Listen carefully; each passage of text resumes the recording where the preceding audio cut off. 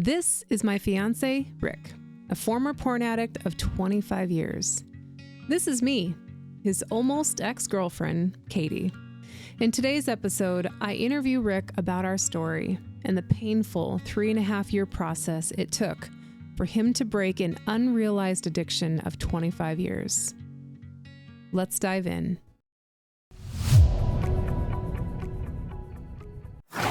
All right.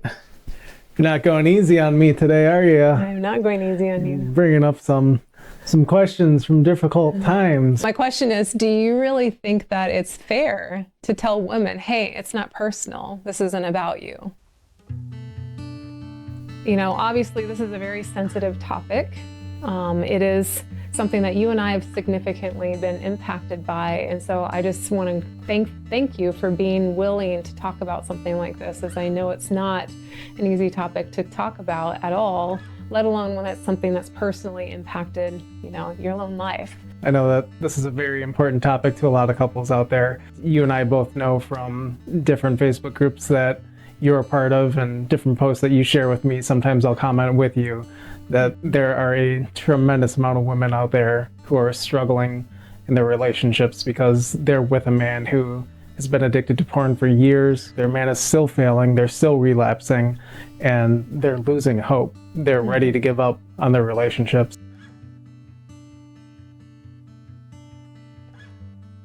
Unless we talk about this, unless we show people that there is a way to overcome this, that there's a path that you can do it, and help to give them hope, to give them faith, to know that they can do it, it's just, I wouldn't rather be anywhere else.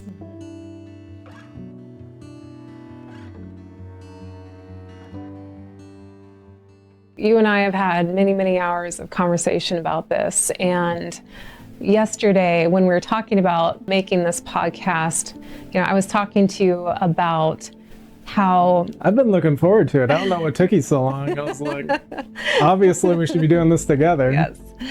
Yes, it has been a long time in the making, but as far as having, you know, the approach that I wanted to take with this, you know, the approach I really wanted to take was to help people understand that this is, you know, I hear a lot of podcasts or videos, you know, people talking about this topic. I don't hear a lot, but when I do hear about it, it seems that people are really taking kind of a neutral standpoint about it, or saying that it's really up to people's opinion or people's, you know, different values. And I get some of that. There is some truth to that, but there's also a lot of science behind you know, why this is harmful to individuals and why it's harmful to the relationships. And, you know, specifically, I think that people aren't making their decisions of what they believe about pornography based on anything more than just whatever they've gotten from society. They're not basing it on all of the context and all of the science and all of the facts. I just don't think that people understand those things yet, and unless somebody has educated them about it, you know, they just don't know what they don't know. And so that's really the approach I wanted to take today with this podcast, is to give people some concrete information that they can be basing their decisions on with this, because otherwise a lot of times they end up shitting on their own life, shitting on their partner, excuse my language. They're abusing them over and over. Yeah, they're and cheating on them each time they do it. They are, but yet they have no experience that has ever taught them that that's exactly what it is. Right, so and they don't feel that they're cheating on their partner. They don't look at it that way, and that's part of the biggest problem. Right, absolutely, and I think that for women, you know, they need that. They need advocates. They need people, and especially men, to be able to speak up for the truth about this. And so that's today what this is about, is that it's about really shedding light on the facts and helping people understand what's really happening in the brain, and not just normalizing something that is ruining families all over America and all over the world. Is ruining families. As somebody who was addicted to pornography for about 25 years of my life, I can definitely relate to a lot of the men who are out there struggling, and I'm sure that a lot of them have probably been addicted to pornography for potentially the same amount of time that I was. You know, the average age that people are exposed to this stuff is around 12 years old. Yeah. And it's not anything that society itself, there's nothing in American culture that is working towards ending this crisis. And that's actually what I was going to start with, is I was going to say that really we're dealing with a generation now of men who are becoming fathers, husbands, leaders of our world and our country. And it's really the first generation that's had to deal with pornography in this sense, you know, in the age of the internet and how quickly this information is available and at the mass quantities that it's available. And it's so socially acceptable and it's everywhere. And that's what is just so alarming, because here we have this epidemic happening and nobody's talking about it. Right. You do agree that this is really an epidemic. This is one of the first times in history that we've really dealt with something like this. Yeah, it's, I mean, when you look at our generation, when we were growing up, you're a little bit older than me, so I'm a little bit behind you. Not trying to get broken up with you. But, you know, when you look at when we were growing up through the 90s and the internet is becoming a much more widespread thing, and things like American Online are coming into the social sphere, it became a lot more easily accessible to obtain pornography on a mass scale. Send somebody a picture, they would send you one back, and it was just a process that became an addictive process of transactioning these things. And then you fast forward just several years later, you've got things like Napster and LimeWire and other resources where you can then upload images or videos to these things, download them for free, and it was just an endless supply. This is when internet was still much slower than what it is today. So you would still have to wait half hour to get these things. It was a slower process. The rate that you could become so heavily involved and addicted was much slower even than what it is today. Yeah, before, I mean, you had to go and buy magazines before that. And not that any of this is, all of this is still unhealthy, and we'll get into all of the details of that and why.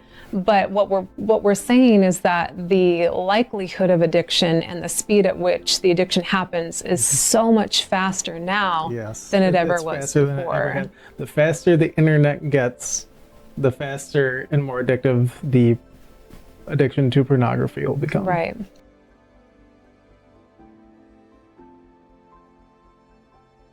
One of the things that, for me personally, that I get so sad about, you know, when I think about how many men right now, more than ever in history, are addicted to pornography and are not able to have the connection that they want to with their partners. I also see tons and tons of posts online of women who are talking about men who are lacking fundamental good values, and how it's so hard to find men who share values that they have, such as boundaries and respect for women and being faithful to their partners. I mean, things that seem like they should be pretty straightforward and standard that you'd find with most people. Women are having a hard time in the dating pool even finding men who care about these things. What do you feel like the connection is there with pornography as the main source of this problem? I don't know that I feel like it's the main source of the problem. I think that pornography is one of the easiest ways that men instinctually form an addiction as a coping mechanism. I think that it's a broader social problem. If you look at the history of America and the women entering the workforce having dual two parents who are both going to work from home, what are you losing? When you send your kids to childcare where it's group care, it's not like they're sitting around a table and teaching kids good ethics, good values. Like, for the majority of kids, if you don't teach them, then they're not going to learn. And I think that, you know, unknowingly, the generation that we're living in are in large part victim to the societal norm of having both parents be going to work and having that fall through on the upbringing in their childhood. That makes sense. That really makes sense. It's probably a big combination of these two things at the same time. You can see with the trend of pornography where it begins, you can see the upward slope, and I'd be willing to bet that if you put a slope side by side with pornography addiction and women entering the workforce, you'd probably see a pretty steady incline at the same rate. Yeah, yeah. So you mentioned that you became addicted to pornography at a really young age. What age was that, and what do you think contributed to that happening? I was right around 9 years old. Wow. And at that time, I had a stepdad who was an on-the-road truck driver, and my mom worked full-time. My oldest brother was about 12 years old, and when he turned 12 is basically when my mom, according to societal standards in Minnesota at that time, if you had a child that was 12 years old, then they could take care of children who were younger than them. So he's in charge of me in the summer while we're both home from school, and my mom's at work, stepdad's at work, and we're home alone. And so he and one of his friends are on the computer, and they introduced this stuff to me. And at first I didn't really know how to take it. I remember the first reaction that I can remember having. I can still see it vividly. It's so crazy that I can remember being on the staircase and seeing them at the computer, and they said, "Hey, Ricky, come over here, come check this out." And my first response, it was very uncomfortable. I had no idea what I was looking at. And my response was, "Ew, that's gross." And they were like, "What? This is not gross. This is awesome. Look at this. Do you know what this is?" I was like, "No." And then they started telling me some of the different female body parts. And so that was kind of my introduction to pornography. And after that day, I became more curious about it. Naturally, I looked into it more, and then later days they had showed me how they got the different pictures, and I would sit at the computer with them. We'd just be all kind of huddled around it, typing in the chat rooms. And so it was almost a bonding thing, it sounds like. Yeah, it was definitely something that we got enjoyment out of, right? Because as males, we have this natural instinct to want to bond with women. And that feeling, like, we had no idea it was there or why it was there, but it felt like it was fulfilling something within us. And so we got enjoyment out of it, which is the same with any habit that we develop. Who would have known better, right? No one was there to teach you or tell you that, this could possibly be harmful to you. Right. And it was very clear that mom was not to know about this. Yes, no one was to be told. Right.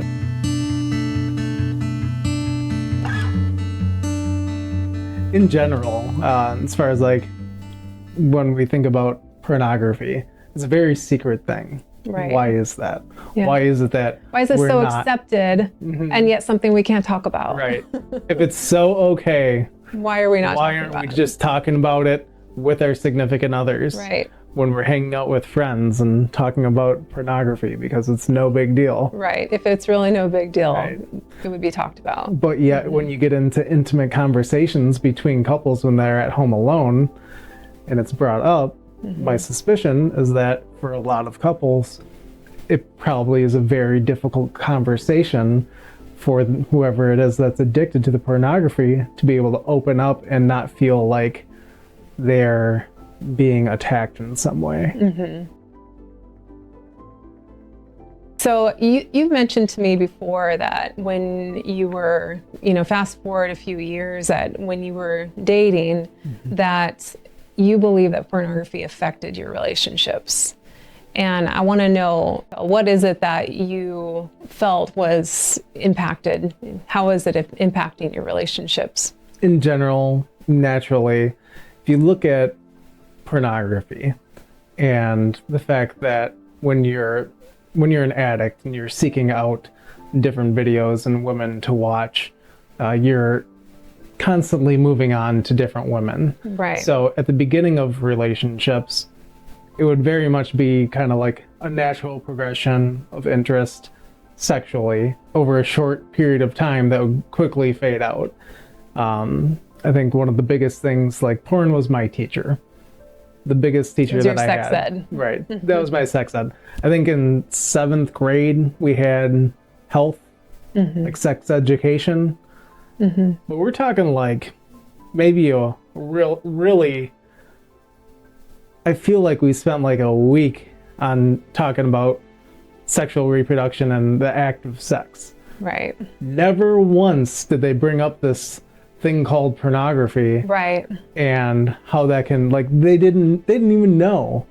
But even still today, like, people know. Yeah. Are they teaching about it in schools? Yeah, I don't know. We'll have to ask the kids. Right. Like, do they teach it either? No. Yeah. Why not? Yeah. I'm glad that we are beginning to teach them about this. Yeah.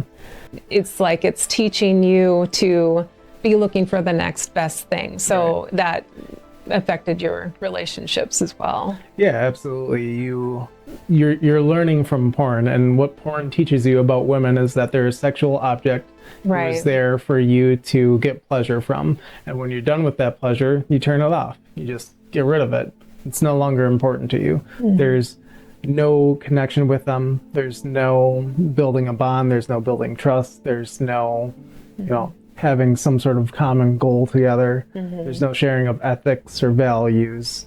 It's just selfish desires of what feels good for me, and that's it.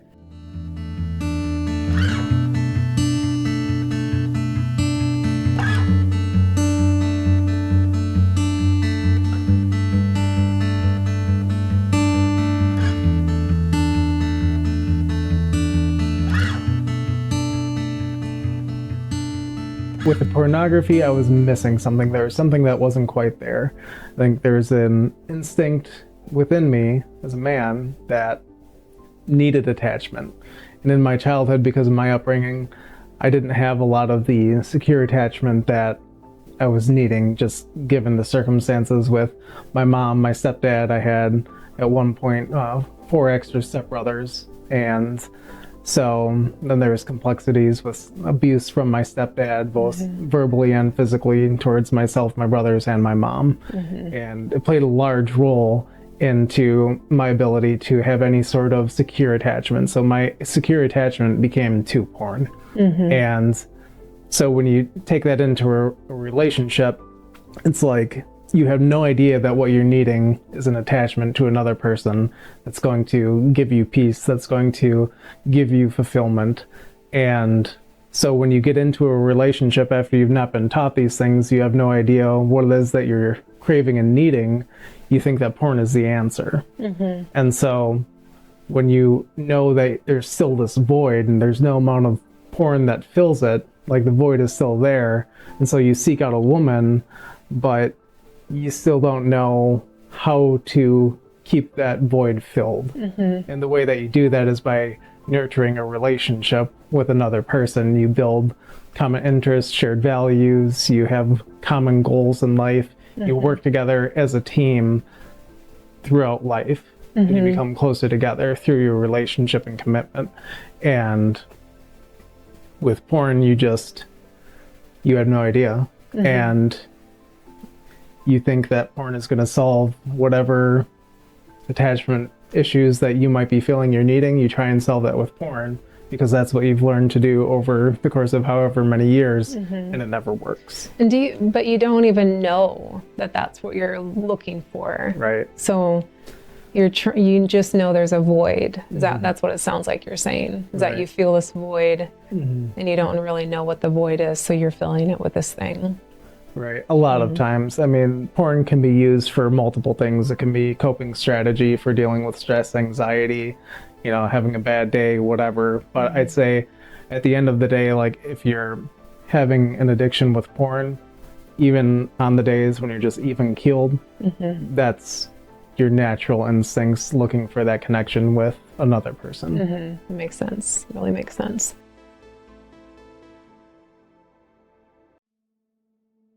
That actually brings me to another question that is really connected to what you were just talking about. So in a lot of cases where a man is addicted to porn, their wife or their partner discovers it, or like in our case, are told about it. I'm grateful that that's how things happened with us.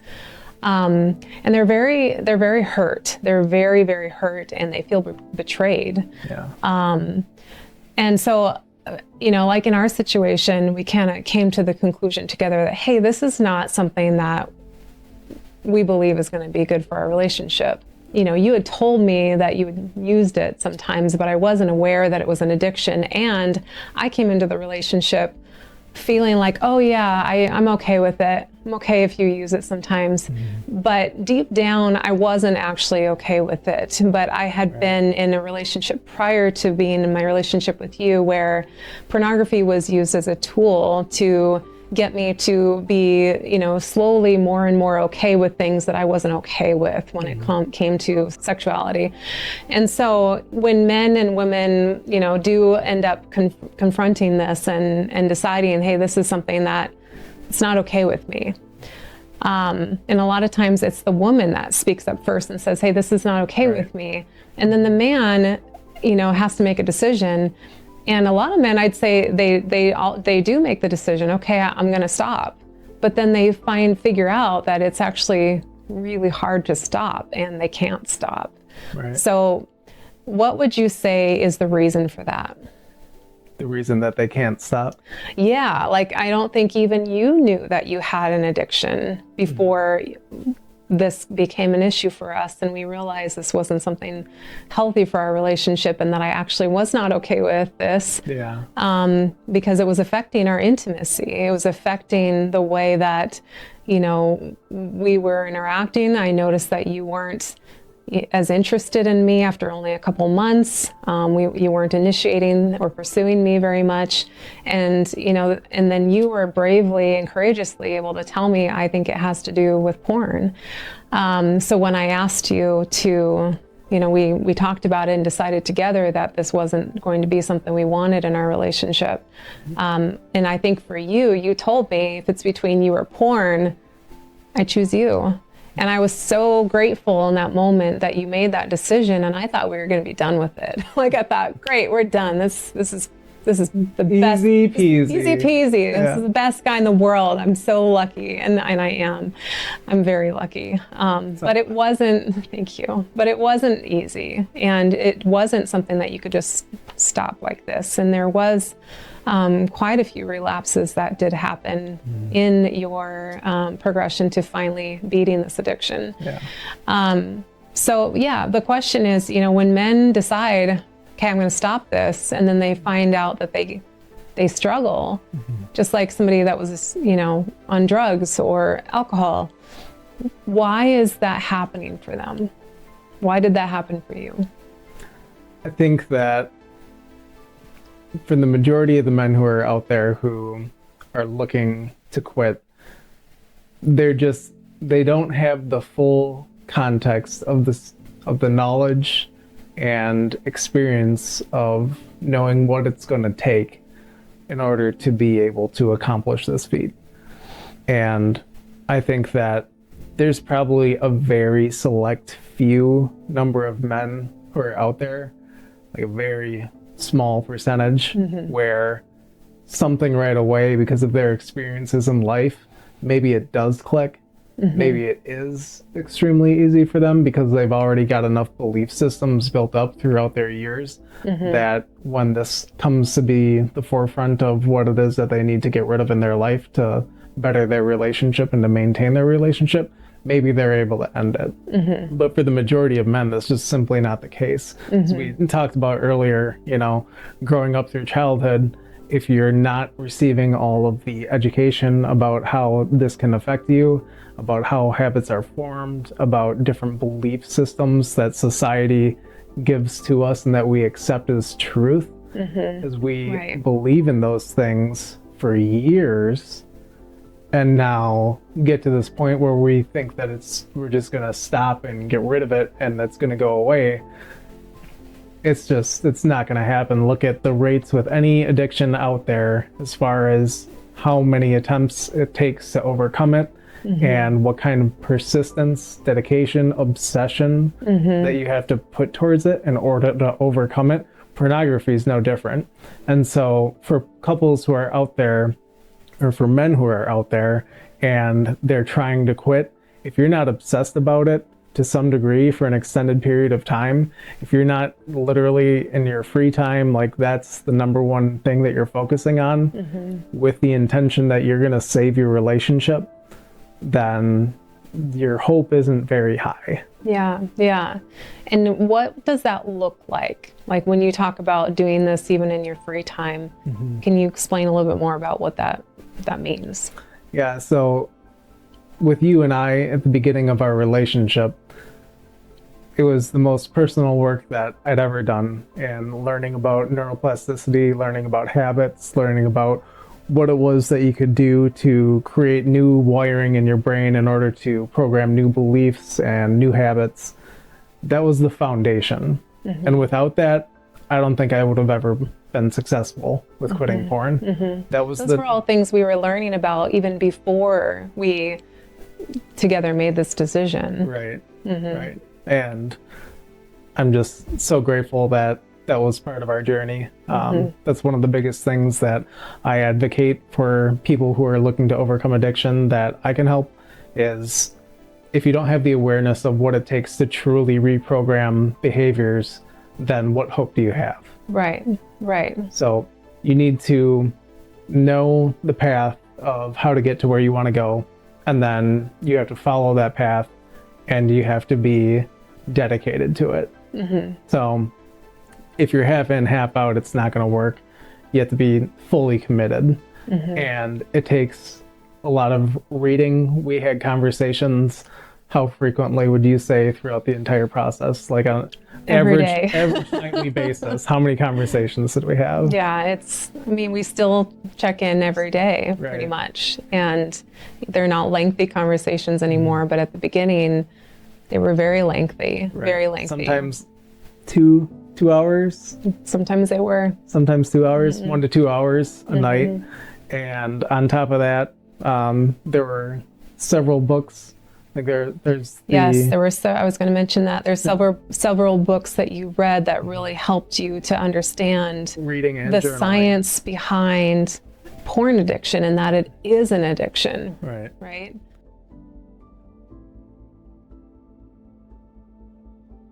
If you're a woman and you're looking at a man, you're saying, is he doing everything that he needs to be able to overcome this addiction?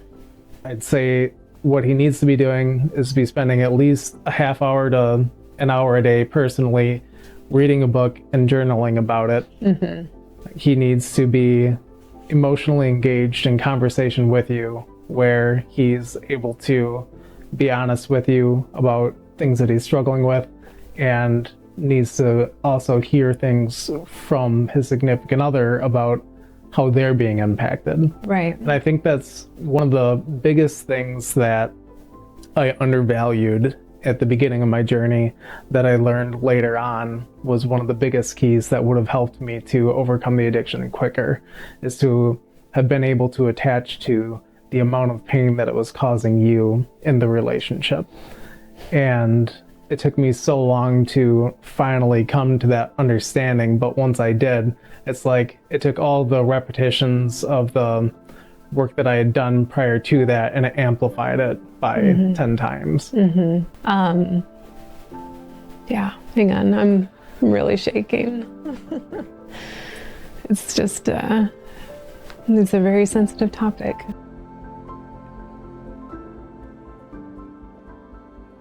Logically, I'm totally relaxed, but emotionally, my body is really responding. So I literally feel like I'm gonna have to edit out parts where you see me shaking. Yeah, I want to pause here for just a minute because I was just telling Rick, I'm actually shaking right now, and even though I'm logically very calm and I'm able to have this conversation with him, it's a very, very sensitive topic, and for me to be able to talk about it so openly like this, it takes a lot. It takes a lot from me to be able to do that. And I'm sure it takes a lot from you too. So if you see me shaking, that's why I'm shaking. It's interesting. For me, it's like I'm okay. Like I've accepted myself for where I was. Yeah. And I look forward to the opportunity to be able to help more relationships with this. Yeah. We've been talking recently about, just what it is that's really pulling me towards a vision in the future. And just the other day, I kind of finally had that moment where we were talking and I was letting you know, like, what's beginning to actually pull me towards wanting to really get out there and share and to be able to help other couples is being able to vision a future where couples do talk with each other about pornography. They are open about it. It's a known thing that they pass down to their kids to let them know what to avoid, what negative consequences it can have, how it's going to negatively impact their lives, and that's and that they're going to encounter it. Unfortunately, even if at some point, with the best parenting, they're still going to encounter it. Yeah. There needs to be some societal reform around pornography, the access to it that we have, and it needs to become something that is much more heavily regulated. Yeah, yeah.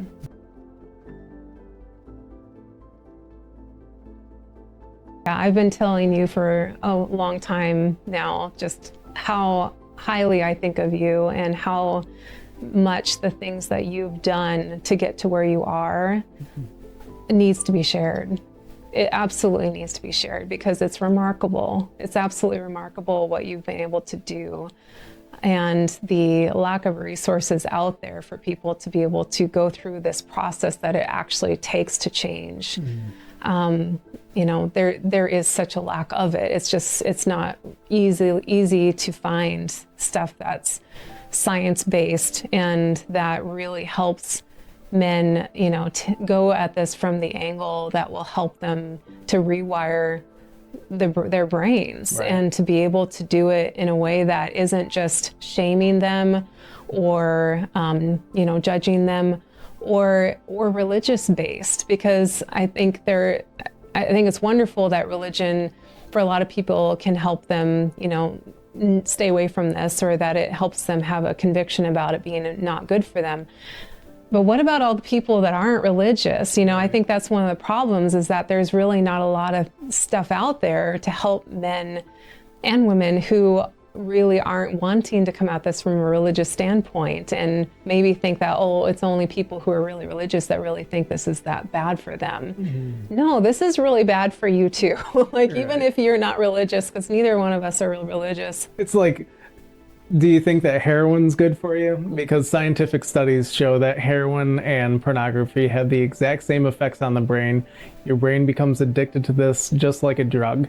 And the dysfunctional operations that your brain goes through, the lack of empathy that men or addicts in general develop because of their addiction, it's no different than any other supernormal stimulant that's out there. Yeah.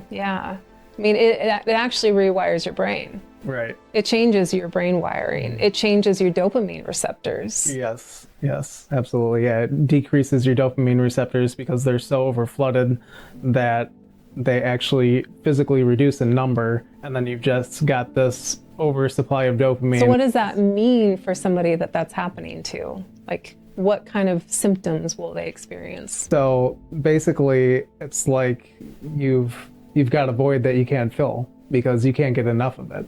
Just the normal everyday things that give you, usually should give you joy, aren't giving you joy. Decreased joy. Maybe you used to play sports. You don't really enjoy playing sports anymore. You used to be really social. You don't feel like going out. And your body's constantly probably like, the frequency that you're using is probably going to go up. You're going to probably start looking for more intense scenes or more diverse scenes. The amount of violence, typically you'll see people going up. Yeah. If you can see these trends over your history And anybody who's using it for a lengthy period of time is most likely going to see some sort of increase from where they first started to where they are now. Right. And if you continue, then it's only going to get worse. It's Right. not going to get better. Right, exactly. And that is because you're constantly trying to fill this void. Your dopamine receptors have reduced. You're used to getting the supernormal stimulant that makes you feel up here. And just like any other drug, you're going to have to keep using, and abusing to get there. Right. And each time you're cheating on your significant other, you're hurting them, you're damaging your relationship, you're stepping further away from creating any sort of life that you ever wanted. Yeah, it's a lot like alcohol. You know, when you talk about the connections to the progress, like when you first start drinking alcohol, your first drink, it really affects you because low tolerance, yeah. Right, low, exactly, tolerance levels. So as time progresses and you regularly use pornography, just like regular use of alcohol, your tolerance increases, right? Right. And you need more and more and more of it, or like you said, more intensity or more extremism or more aggression or whatever it is that you need to have the same feeling that you were getting back over here, right? And that's why it's a very poor trajectory of where you're going to end up.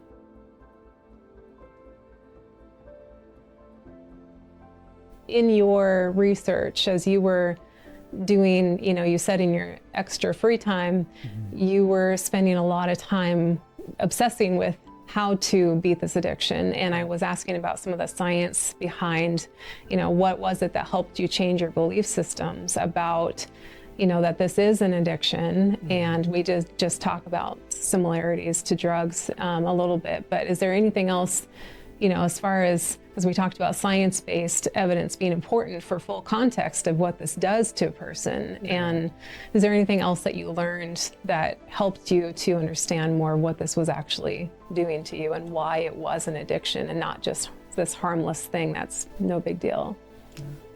I think that one of the most important things for me to be able to do is to be able to evaluate my belief system itself, which is something that Shad Hamstetter talks about in The Power of Neuroplasticity. Love that book.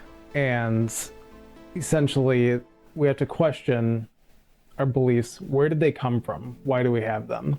So my belief about pornography came from a 12-year-old boy, my brother and his friend, just a few years older than me, who taught me that it was okay to do it was okay to use it, that you should hide it from other people, and you shouldn't talk about it with other people, but it was good for enjoyment. So that's the belief system that I had to support why pornography was okay.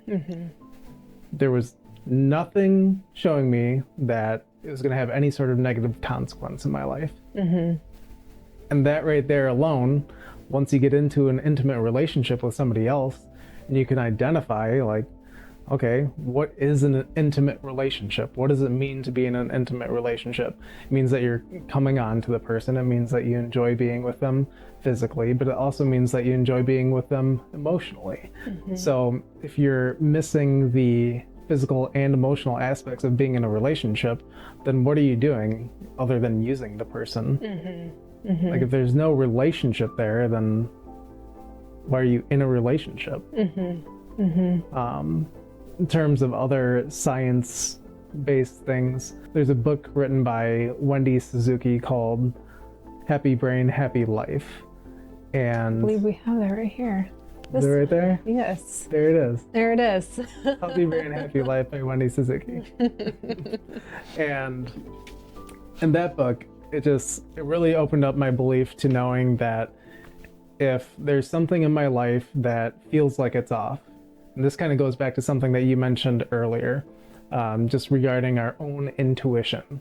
Like, there's got to be something about your intuition. For women, it might be that there's just something about pornography that doesn't seem right. I know that I've been taught that it should be okay and it's no big deal, but where's this even coming from? Where's this belief system actually backed by science-based evidence that it's totally okay for relationships? Harmless, show me that evidence. Right. Show me that science-backed evidence. And for the man, for myself personally, I could tell that deep down I had an intuition that something just didn't seem right about it. It just didn't seem like it was part of who I wanted to be, or that it was helpful to my relationship. So from advice from that book, I followed my intuition that this isn't something that I want in my life. Was that after or before? Would you say that after or before our conversation to decide that it wasn't something we wanted in our relationship? Would you say? It was leading up to that, yeah. I can't remember exactly how long I took to process whether or not I was going to remain in the relationship and that porn was going to be something that I was willing to work on getting rid of.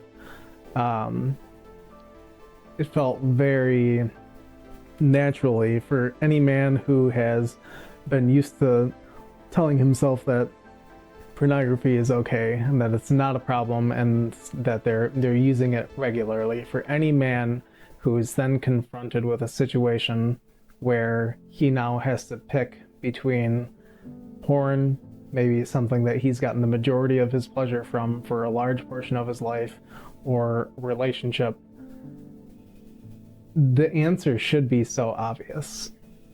And yet, if it's not, which for me, I wish it would have been more obvious. Like, it was obvious enough that I knew that this is what I wanted, but I still had to be able to reason through how, like, I had to let go of this thing that was my attachment for It's like breaking up with a girlfriend. Yeah, right? A 25-year relationship. Yeah. With various women. Right. Pornography. It wasn't real, and it never filled the void that now is filled that I have because of the relationship that I have with you. It's a very night and day difference when you get rid of the pornography and you finally get connection with somebody. And it's like that thing that you were always unknowingly seeking when you were looking for the porn, that attachment that you were looking for, that secure attachment. You finally get it. And how soon after giving up porn do you feel like that happened? Was that immediately, or? No, definitely wasn't immediately. Yeah. I wish. Yeah, well.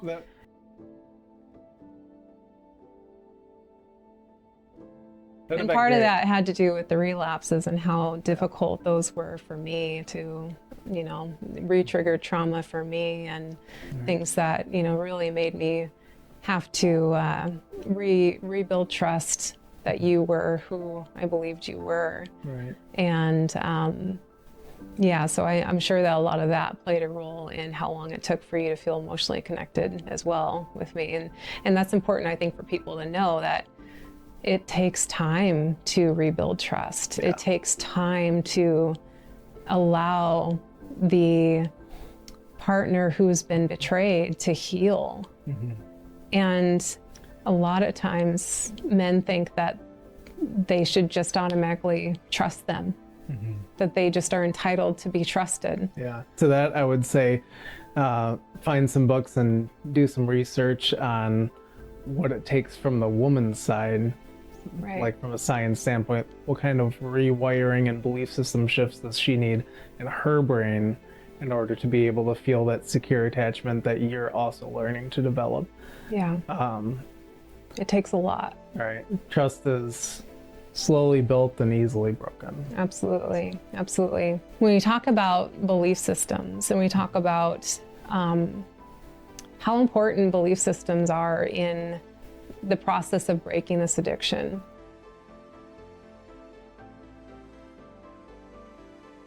you had not had any incidences for a year.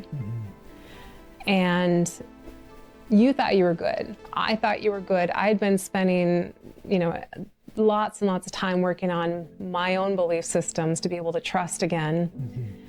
And yet I remember sitting there and having conversations with you, and you telling me that you did still feel like there was this pull, that it wasn't completely released. Yeah. I remember having a conversation with you and comparing it to science class and having it feel like a polarity. And like there's two different ways that it was going. It's like I could feel the pull towards what I wanted to create, and I could feel the physical pull in my brain of the neural pathways wanting to go towards the old habits. And it was a very, very odd feeling. It's really incredible because when it comes to electricity, signals through our brain are passed through electrical currents, essentially, that likes to travel through the path of least resistance. And unless we physically change that, if we stop that path and then make it go the other direction, then we will just likely perform whatever behavior we're programmed to perform. It's easiest for your brain to do. Right. Leading up to the relapse, one of the biggest things that I think held me back was not reaching out to an outside source for help sooner. And I didn't want to hurt you with telling you the truth about the direction that I was headed with my thoughts, and I didn't want to tell you that I was going backwards and that I was not doing as well as I had been previously. And that was led to the most painful moment that I ever put you through in the process, because you were completely blindsided from the fact that I had relapsed, and you thought that everything was totally fine because I told you that it was totally fine.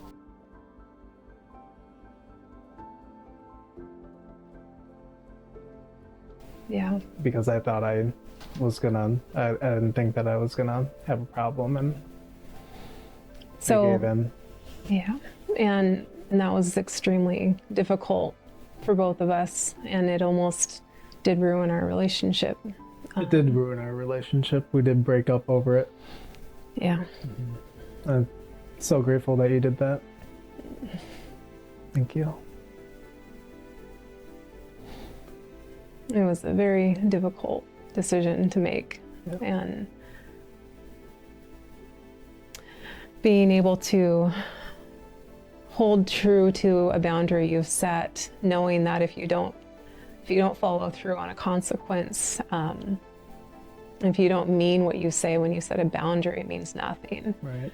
And we had set the boundary a year prior that this wasn't something I was going to continue to be okay with going through, because the relapses were, though you were telling me about them, that I'm grateful for. I wasn't just discovering that you were lying to me over and over. And if that were the case, I would not have continued that journey with you. Right. But nonetheless, even with you telling me when you would relapse, it was still extremely hurtful and painful to me. Yeah. And it would start my progress of trust building and healing all over again. Right. And especially having been through so much damage from my previous relationship, that was not something I could handle in my life, because Yeah. I already had a ton of healing to do left. Right. Yeah. Your infidelity triggers were already pre-established, and I was just adding on to it. Yeah. And so for me, I needed to set that boundary for my mental health. And, we've got boys to be raising. And, the reason I was out of my previous relationship had to do with needing to be present for these boys and to be the best mom possible for them.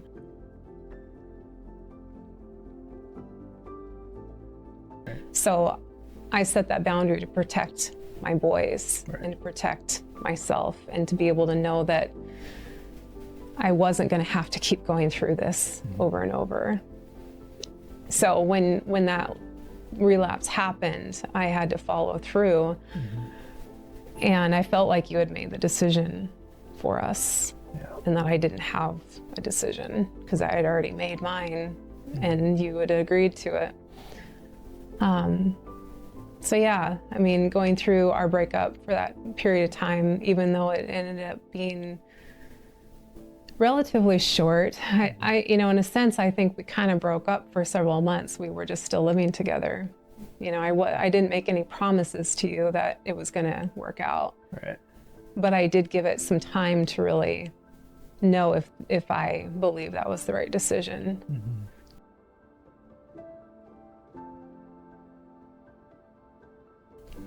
I think that one of the biggest things for me was that was the first time that at any point during my recovery process where I really connected to the pain that you were feeling. Yeah. It was the first time that I was ever able to fully establish the mental connection to allow myself to be able to feel the pain of the betrayal, the distrust, the lying that I did for about a 2-week period.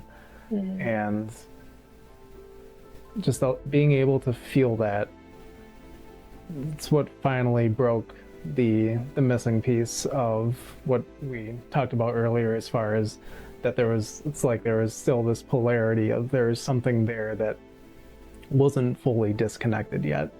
And the missing link was the ability to attach pain to what it was that you were going through. And it's something that probably every single guy who's going to overcome this addiction has to learn how to do if they're going to fully break the addiction. In retrospect, it's the most important thing.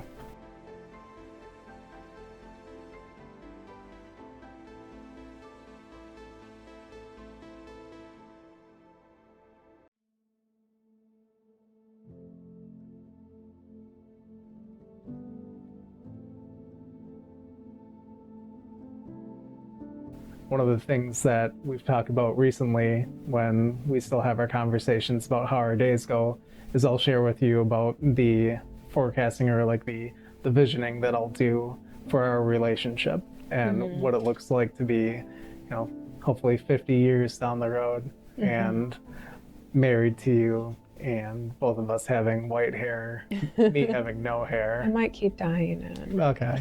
I'll have white hair or no hair. Probably no hair. And just being able to feel the bond that I have with you right now. And I have no idea what to project that will feel like, decades down the road, after being completely faithful to you and being able to continue to grow our connection together. But I can project what that will feel like. And that's the craving that porn never filled. That's the thing that drives me to want to be a guy who never watches porn, somebody who wants to help other men never watch porn again, so that they can create that connection. Something that they don't even know they've been searching for, looking for it through porn, and it's not coming. And once you get it, once you really get it, then it's something that will help you to drive you away from the addictions. So if there's one piece of advice that I could give to any man who's watching this episode, or a woman to take to their man who's watching this episode, it would be to seek out third-party help and learn how to connect to your partner's pain. And the quicker that you can learn to attach to your partner's pain, and that you can allow yourself to feel that, the quicker I believe you will overcome your addiction to pornography. Absolutely. Yes. I'd agree with that. So you said that really well. The missing piece for you, when you still felt this pull, even though you had gone a whole year. Right. It seems like it doesn't really matter how long you've gone, because if that pull is still there, Right. and you can feel that there's still this pull towards it, 100%. it's just a matter of when, right? Right. Just a matter of what happens to what spark. circumstances do you need in order to make it happen? Right. Right. Yeah. So that missing piece was the empathy, the understanding. And empathy is something that shuts off because of addictions. Your brain physically no longer has the capacity to go through the correct neural pathways in order to have the empathy that a normal, healthy individual has. Somebody who Really? has a healthy brain actually has the ability to feel empathy. So And if you're- pornography can actually take away your ability for empathy. Exactly. Wow. I don't think I even knew that in all of our conversations. Even in my last relapse, we had all the right circumstances for me to fail, and there was no attachment to your pain. And that's when you make that connection. When you can make the connection to the pain, that becomes a very strong pull for your brain to remember when you get negative cues. And that's one of the biggest things that I did early on in my process is I would try and logically think about these things to success. Like there were literally some days where hundreds of times a day I would process thoughts intentionally, going for repetition, emotional attachment, literally trying to rewire my brain through those two things. And attachment to a new belief system. So emotional attachment, repetition, and attachment to a new belief system. Oh, and logically. then drawing pain to why the feelings, the thoughts, the cravings, the cues, the pulls that I would have for something that used to turn me on, why those were bad things. And I would do that on a daily basis, kind of going back to the prior discussion about what would you do, what does it look like. Those were things That was the work you were doing. That was work I was doing every day on intentional, very intentionally. And the amount of repetitions that it took, still, like, did that help me? 100%. 100% that, without a doubt, helped me. How much? I would say not as near as much as the emotional attachment to the pain that I felt that I caused you. Once I was able to feel that, it completely changed the game. And it was the loss, right? It was the actual following through on the boundary I set and the loss of our relationship and talking to the boys and seeing the pain on their faces. Right. You know, we didn't tell them the details of what exactly you had broken your promise to me about, but At that time, yeah. at that time, right? But you did have to see the pain that you had also caused them. And That did hurt. yeah. And I think that that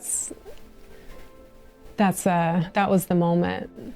At least that's what you've explained is the time, the moment where it all really clicked for you and you were able to connect to the pain. That was the first time that I felt the pain. And after that moment, it's like I had this window of opportunity to be able to capitalize on it. Really? And we were having our conversation in the living room shortly after that, when I was able to just, it felt like hours. I don't know how long we were actually in the living room having conversation. It probably was hours. But I remember just like knowing like what it felt. It had been so long since I had actually felt negative emotional attachment to the pain that somebody else was feeling that I had forgotten what it even felt like. Wow. And so And that blockage of pain. once I experienced that with you and the boys, then I was able to replicate that. Tap into it. But there's little moments when there's opportunity to allow myself to feel empathy and pain. My body is so automatically used to shutting it down immediately and diverting it to not allow myself to feel it because it's not what men do. It's not masculine. It's something society, men don't cry or whatever. Right. And so you attach that along to an addiction, and it's a very difficult thing to allow yourself to feel. And It makes a lot of sense. being able to actually feel that gave me like the reminder, like, hey, when you feel this feeling coming on, like, don't let it be go. there. Let Yeah. it be. You gotta allow yourself to feel it. And it took me literally, it felt like hours of effort just to be able to catch that feeling and to let it simmer, to not push it away, and to cultivate it, to focus on it in my body, and to let it grow inside me until eventually I was able to emotionally connect to the pain that you experienced, the betrayal, and I was able to cry and really feel what I had done. And once I was able to connect to you in that way, that's where the belief system shift began to happen. It fully happened in that moment. It's interesting that belief systems can take a lot of time to change, or they can change instantly given the right emotional attachment to a situation. If you can find the right help with somebody who knows how to help you make the belief system changes that you need to make, then you will significantly increase the rate at which you can overcome any addiction. Right, definitely. And probably a lot of men, would you say, have that same detachment from their partner's pain that they've inflicted on their partner? Yeah, the science says yes, right? Right. It's in the science when you're looking, if you look at brain images of an addict. I think Dr. Trish Lee is a well-known YouTuber, and she'll pull up some images here and there about what a healthy brain looks like, or what the brain of a drug addict looks like and the brain of a porn addict looks like. And there's no difference, and it's just quite simple. The empathy's not there. Yeah. If you're not having empathy, you're not feeling their pain. Yeah. That's really powerful. Right. So, for women, we don't have to work real hard to understand that this is cheating. We don't have to think about it real hard.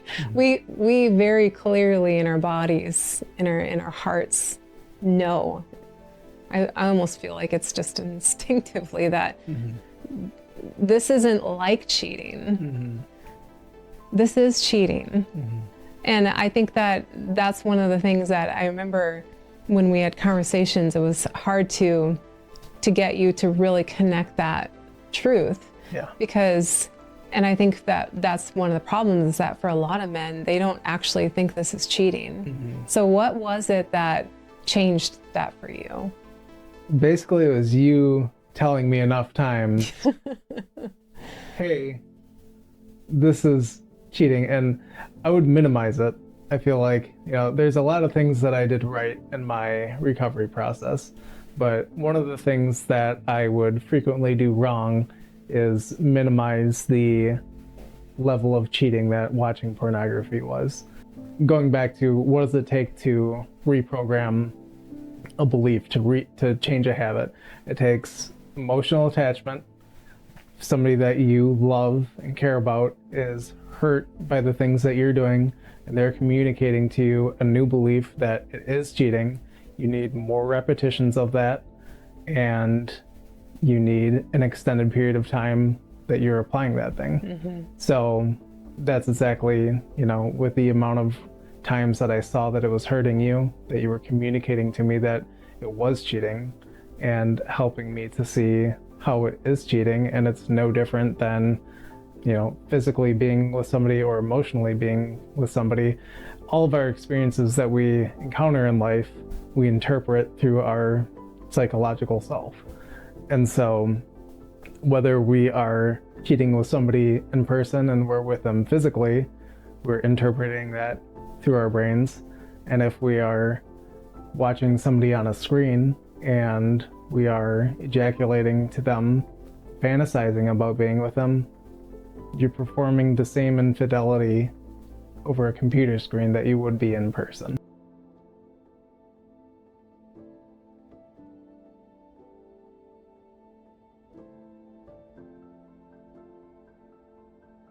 Right. What's the difference? It's just that there's a screen between you, so it's not cheating. Right. Or because... And you can feel the difference with you and I. It's like the connection isn't anywhere near the same. Like what we have now is so much more obvious, the bond that we feel together versus when I use pornography. Yeah. It's Not even close. Yeah. We'll have to do a whole nother episode I was thinking on. the same thing. We need to do a whole nother episode on, is pornography cheating? Oh, yeah, sure, we could do that. I mean, there's a lot of episodes we need to do. Yeah. But specifically, I think that episode, because I really want to go into that right now. I want to, for those people who are watching and who are wanting to be able to know, well, why is it cheating? There's a lot that we can talk about that will help people understand who, want to understand the beliefs or want to change their belief system about that, but maybe don't have enough frames of reference to be able to solidify that new belief system. So I do think we should make an episode on that. Yeah, absolutely. I love that you brought up frames of reference, because that was that's one of the most important things too with reestablishing or recreating a habit, is supporting your new belief system with multiple frames of reference, meaning multiple, basically, pieces of evidence to support your new belief system. Yeah, and it's like the pillars of a table, right? That's one of the analogies that Tony Robbins gives, is when he's teaching people to create a new belief system, he says you need to actually specifically put pillars in place for your new belief system table. Right. And each leg of your table, the more pillars you have, the stronger that table is going to be. Right. Yeah. That's the repetitions, all supporting your main belief system with different frames of reference that show you that it's true. Right. Exactly. So we will definitely do an episode on why is pornography actually cheating and not like cheating.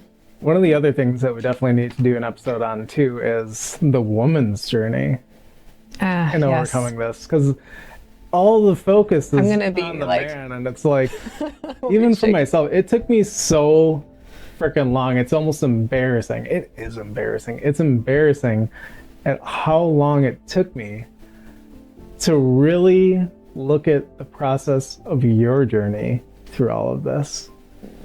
And like, here I am, like, feeling like, oh, poor me, this is so much work. I wasn't really feeling like poor me. It was something that I wanted to do. But the focus was all on the shit that I had to do in order to overcome my addiction, which it does need to be. But there was like very little regard for how much effort and work that you were doing on your side of things, in addition to supporting me in my journey. I do think that I did a good job at supporting you in your journey by not guilting you or shaming you. I would agree. I never made you feel like the way that you were thinking was wrong because of the way that you felt. And I think that if a woman were with a man who's overcoming an addiction, and each time that the woman comes to the man with something that's affecting her negatively, and the man reacts in a way that makes her feel like she's wrong or she's not seeing things right. She shouldn't feel the way she does. She shouldn't feel that way. There's no should or shouldn't feel. It's like she feels that way for a reason. Right. And if you put her down or make her feel any sort of negative way about that, then you're further prolonging her healing journey and creating further separation from both you and her, even if you are making progress. Right. Absolutely. Yeah, I think that's a really important thing to mention, because it is a very, very, very, very difficult journey to go through. And it helped tremendously that I didn't feel shamed when I would come to you with extremely big emotions and pain. There was a lack of empathy, a lack of connection to the pain. Right. But nonetheless, you never made me feel like I shouldn't feel that way, or that I was too much for you. You knew that it was going to take a lot of time and a lot of conversation and a lot of effort on your part to be that safe place for me to talk to and show you my anger too. I had a lot of anger towards you. And I loved you. I love you and loved you, but yet I still needed to express some of that anger, because it was healthy for me to get that out and not just hold that in. Yeah. And for you to be able to handle that and have, you know, the ability to allow me to speak to you. And nonetheless, I tried to do it respectfully. But I also was unfiltered sometimes. Yeah. And that's just the way that it is for the woman going through, you know, betrayal. Right. That's not a choice to not have that anger. It's something that needs to be expressed because we need to be seen and we need to be understood. So I thank you extremely. I thank you so much for being willing to go through that with me and for allowing me to be human and helping me with the healing journey. Yeah. It was very difficult. Thanks, Penny. I think that one of the biggest things that helped me with that was just learning the laws of human behavior and basically the power of neuroplasticity combined with Atomic Habits. Those two books helped me to really have the logical perspective to know what it was that transformation and change, what it looks like, and to be able to understand, you know, the way that you were feeling, why that was, and also for the ways that I was feeling, why that was.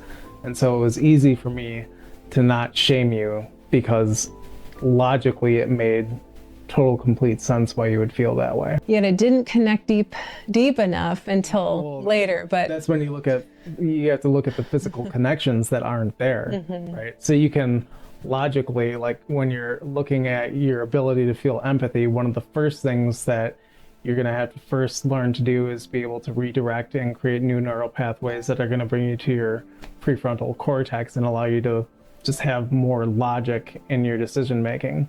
And throughout the process, as you're strengthening that, eventually you're going to be able to feel more emotion as well, as far as being able to attach to pain and having empathy for others. It's like the natural flow that goes through the brain. So it's natural that your logic was going to come back online a little bit quicker than your ability to feel empathy for others. All right, so this is a big one. This is a big question. And I know that a lot of women are going to really appreciate this question because, you know, we're told when we're going through this process of recovery with our partners, we're told, hey, this isn't about you. This is about him. This is, you could be the most perfect woman in the world and this would still be about him and his addiction. It has nothing to do with you. It means nothing about you. It's not personal. In fact, you told me this, that it really wasn't personal. And boy, I don't think I took that real well. No, you didn't. Yeah. You know, so, and here's why, because, you know, by definition, pornography, because it's changing your partner's brain, it's desensitizing you to normal sexuality. It's making these extremes have to be there, you know, perfect bodies, perfect situations, perfect angles. Right. Everything is desensitizing you to real sexuality and real life, which means us. And so by definition of the way that it's affecting your brain, we have to compete with this or feel like we have to because we're not good enough anymore. Right. And that's really fucking personal. You know, it's really personal because it deeply affects us and it affects our own self-image, our own, you know, perspective of whether we're good enough. And, you know, I know that for me, that's been a major struggle for me to feel enough. My question is, do you really think that it's fair to tell women, hey, it's not personal, this isn't about you? It's completely fair. No, I think that we're revisiting the topic again from a different angle, but the baseline is that there's a lack of compassion and empathy for what it is that the woman is going through. And there's lack of belief systems, there's lack of repetitions and frames of reference and emotional attachment to exactly what it is that you're talking about here.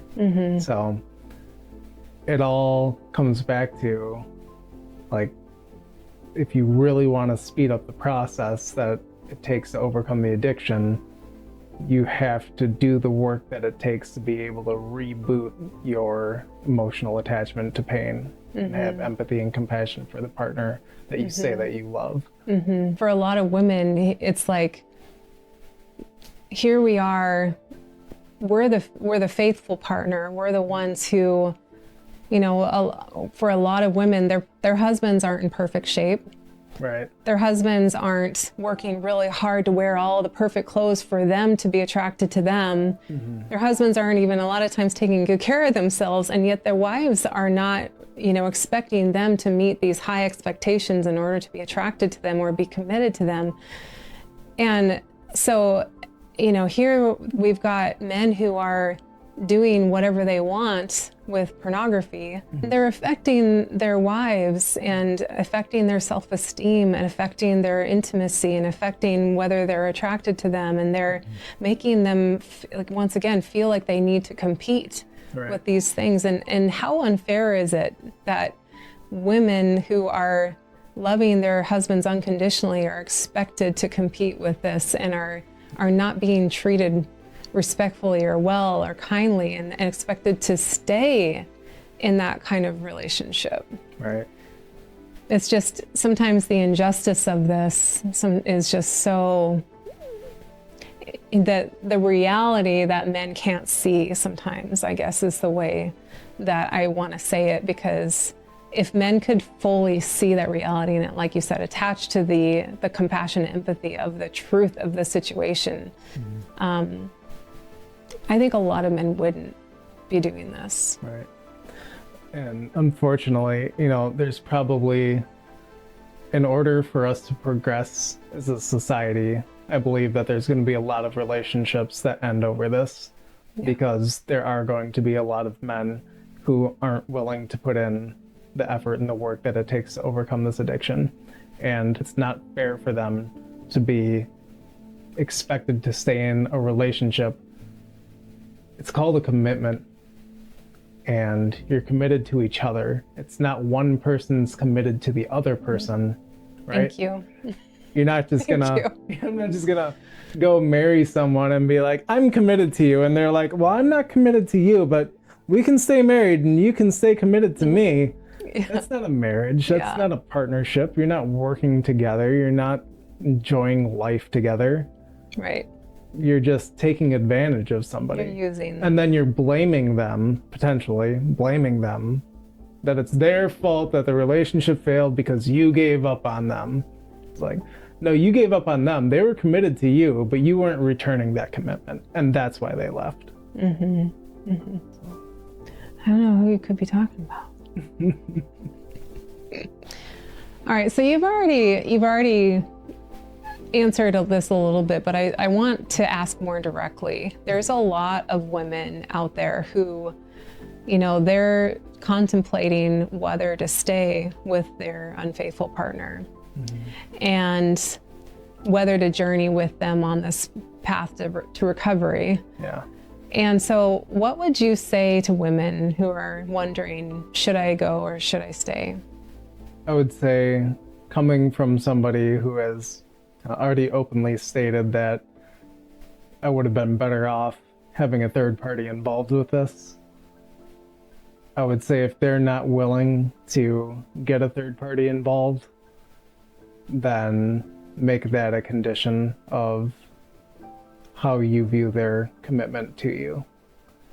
So if they're not willing to get help through therapy or couples counseling, some sort of third-party service that's going to help you and your partner work through this together, then make your choice.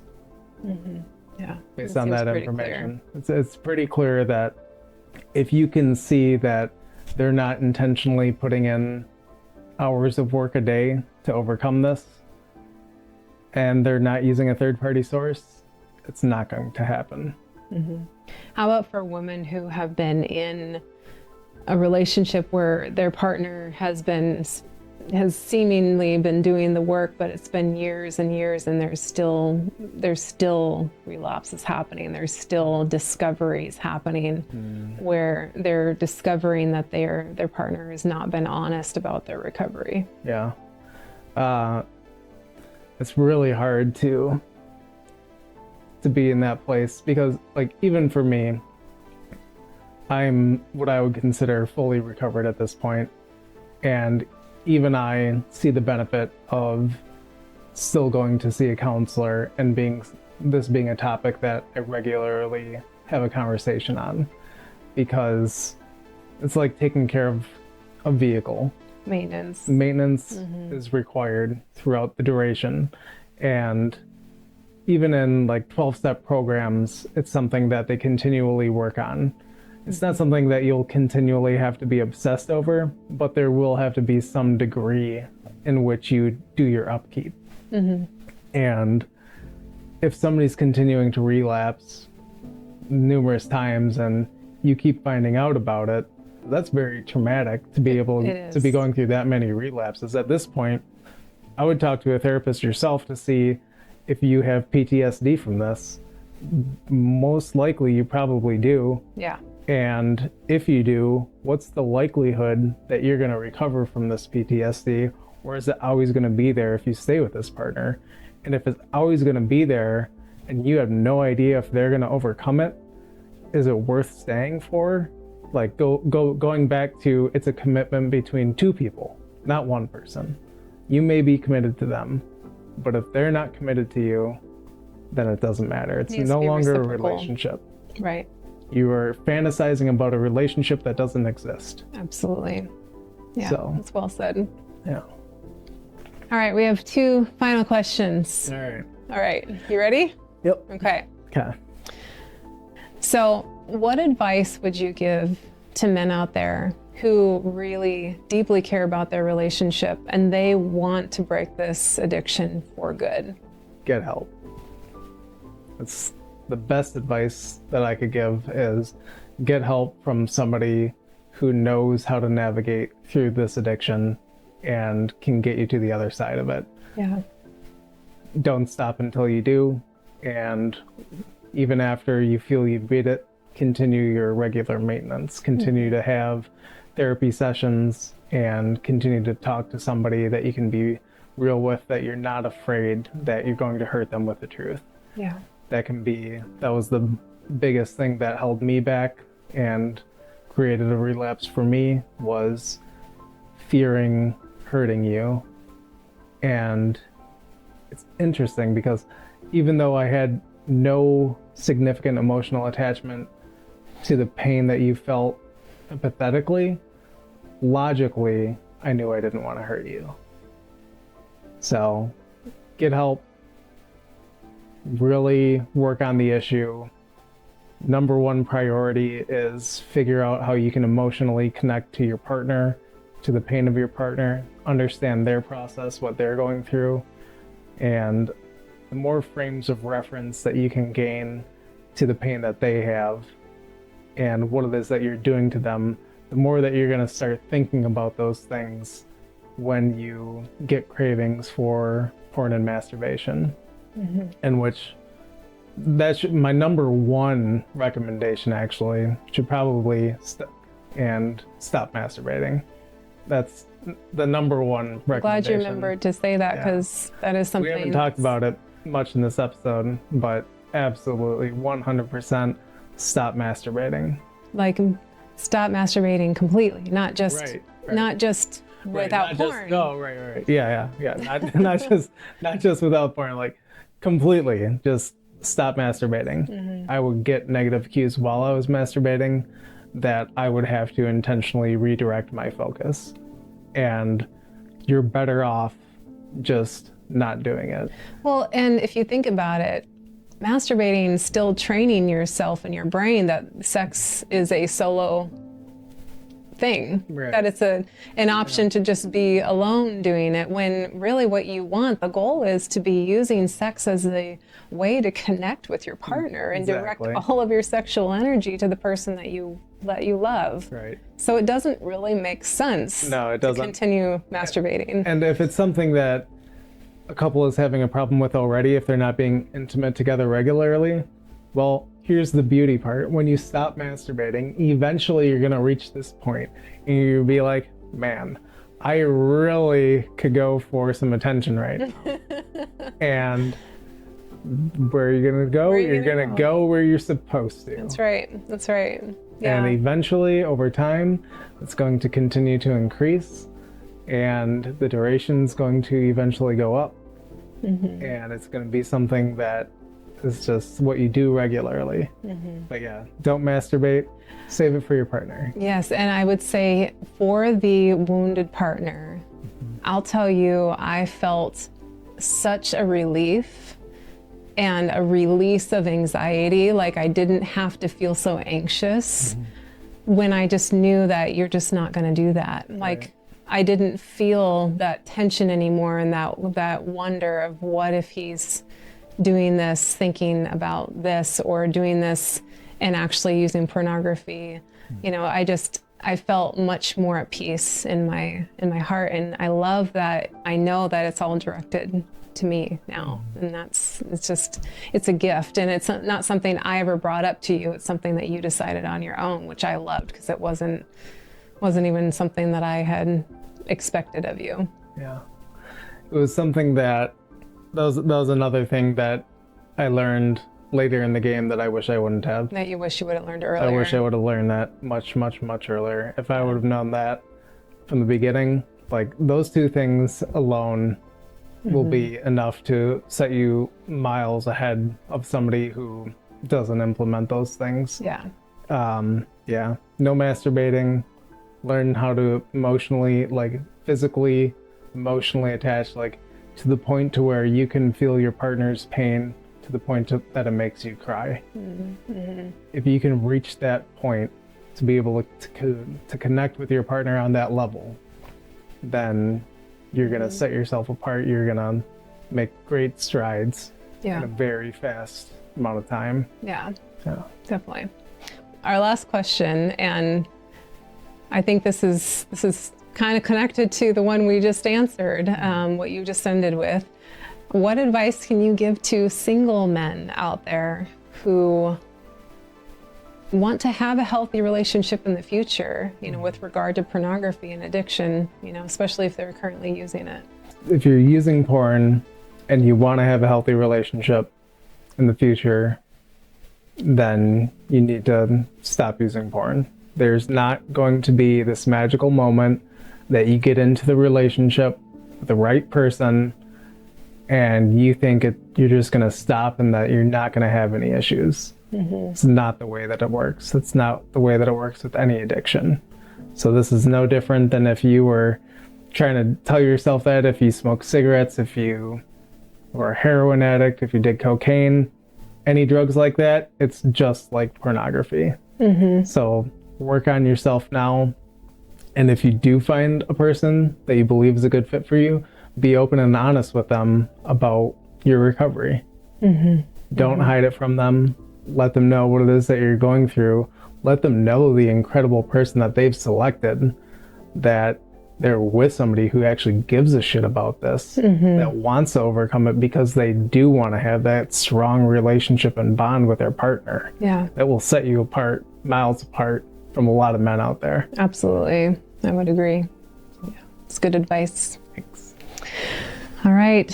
Well, thank you again so much for allowing me to interview you, ask you so many difficult questions, and for being so real and vulnerable about your journey and about our relationship and how hard you've worked to get to where you are now. And I am extremely proud of you, and I'm so grateful as well. Thank you so much. I'm also proud and grateful of you. And I can't thank you enough for your support throughout my journey. And enduring all the setbacks that I encountered, all the times that I psychologically cheated on you.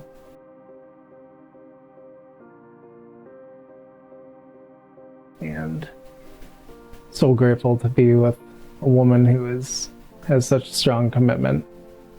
I am forever grateful. Thank you. You're welcome. We've taught each other a lot, haven't we? You and I, we were meant to be. I feel it in my soul. Feel it in my soul. Never separated, you and me. Broken made whole. Broken made whole. The world that tries to steal our hope